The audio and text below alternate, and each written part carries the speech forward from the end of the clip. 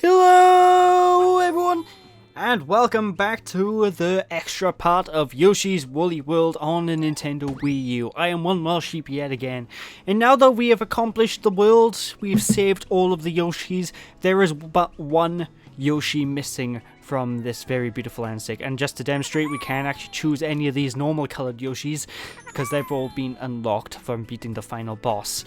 We have access now to the giant egg in the middle, the final stage. You can unlock this by collecting every happy flower in the game.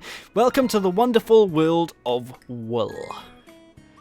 And this isn't a level that's going to pull the wool over your eyes, I tell you that much. This is actually a great reward for beating, for getting 100%. I love it when games do this, when games award you with extra content for beating certain things 100%, you know.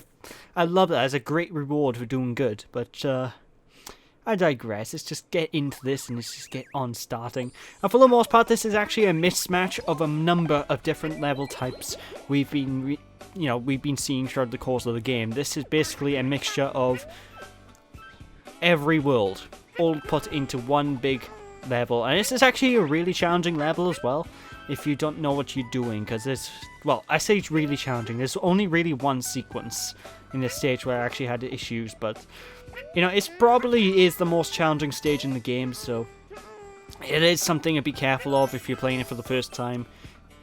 But it's a good level, you know, it's a great reward. The soundtrack is great, the actual level design is great, and for the most part, the stage is just all these very small, self-contained sequences, you know. It's around the same length as an average stage for the most part, but the stage is basically a mismatch of everything we've come to see throughout the world up until this point, and yeah, we're basically going to be freeing the final Yoshi. We're going to be saving the final Yoshi and collecting the last of the yarn, the last of the happy flowers, and yes, it's all that. Now when we get to this point as well, by the way, that ribbon area is a frustrating area to get through without getting hit, trust me on that.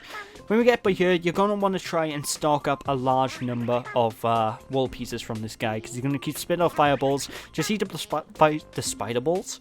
Ugh, spider balls, ew. The fireballs. Keep eating up the fireballs until you have 6 of them, and then move over into the next screen, because we're going to want to keep as many wool balls as possible to get through this, because otherwise, you never know, you could run out and you could have troubles, you know, folks, what can I say? But yeah, this is a fantastic reward for actually getting 100%. Like I said, I love it when games do this. It's the same sort of thing in the Super Mario games, like in Mario 3D Land and 3D World and Galaxy, where they give you bonus levels and stuff for collecting 100%. Although I still think Super Mario Galaxy had the best one of those, where you unlock the best video game character known to man for Mario franchise, which will have to be Luigi #1, you know. He's probably not the best video game character out there, but he's one of my favorites. You know, if someone asked me what my favorite video game character was, I probably wouldn't be able to say, because I'd probably give them a list of like, okay, the contenders are Sonic the Hedgehog, Shadow the Hedgehog, Luigi, Eggman. Who else? Oh yeah, Dr. Nefarious. You see, I'd be given a massive list about who could potentially be my favourite, because I'm very bad at picking favourites. Always have been, always will be. Now be careful in this sequence by here, because this can catch you off guard, because there is a... Well, obviously we're on a raft. This is just the water area from, like in World 4, I believe. Or was it 3?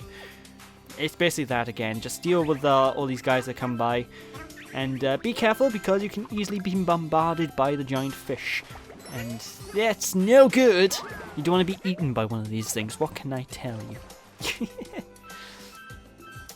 But yeah, like I said, it's just a great reward to have a level like this as a like, thank you for playing. Hope you enjoyed the game. You know, here's more content. It's like Sonic Adventure 2 was also another game that comes to mind that did this sort of thing with Green Hill Zone, but that was... I'm not gonna lie, the Green Hill Zone... Sonic Adventure 2 was not worth the hassle to play Green Hill Zone. I unlocked Green Hill Zone once in Sonic Adventure 2. I've sworn never to do it again. You know, it's so much work, so much effort, and no. But, I digress. Anyway, this sequence by here, this ice climbing tower, This is the hardest part of the entire level. If you touch any of the spikes on the sides, you will die. And you will have to redo the entire stage from scratch because there's no checkpoints throughout the entire level. So you will need to be careful by here. This is the hardest point. If you can get through this point of the stage, you're golden, you're free, you're home free. So, yeah, that's basically that. Hey, Poochie! We couldn't have the final stage of the game without good old Poochie popping up, can we? Well, if I really needed to, I suppose I could have grabbed, the Poochie power-up, but nah, I think it's best considering he's built into the level design back here. Now, we actually need to use Kamek's powers to our advantage, so use your PlayStation magic and open up the way for Poochie to get through. And honestly, if you're not smart about getting through this area, you can actually find yourself getting trapped and actually fall into the lava because there is no way for Poochie to get back to the left side once he falls down that drop.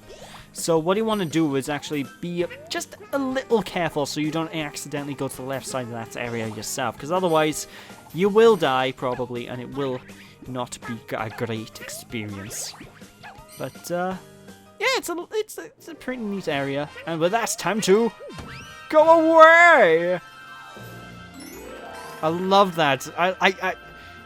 The dramatic orchestral music as you're flying across the moon. I love that. And of course, now this is it. This is the end of the game.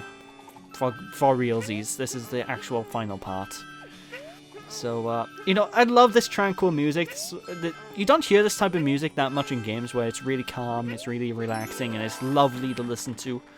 And I think it's perfect for this. Like, it's a perfect tone to end the game on with a soundtrack in the background. It's really relaxing, like, cool. Like, you've done your civic duty. You saved the world from Bowser's tyranny. And now you can celebrate by collecting hundreds of beads that write out your name, you know?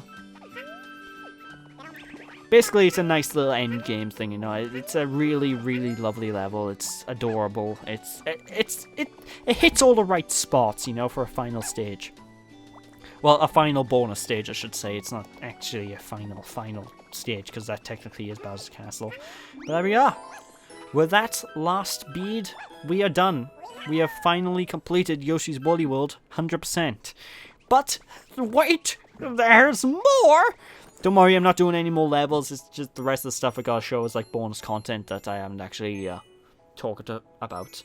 Because when we actually beat Bowser's Castle, we did unlock an extra tent area, which is the boss tent. And what is it? It's basically a boss rush. I think the boss rush is a little bit harder than the normal bosses that you fight throughout the course of the game, but I haven't actually tried it out because I can't be bothered to fight the bosses again. But you do have a boss tent that you can fight. You can deal with all the bosses in the game, and we haven't actually gotten all of the Yoshis. Believe it or not, there are 3 additional Yoshis you can get from beating the boss tent. And there's the pure platinum, the final Yoshi, technically. Shiny platinum, fair enough.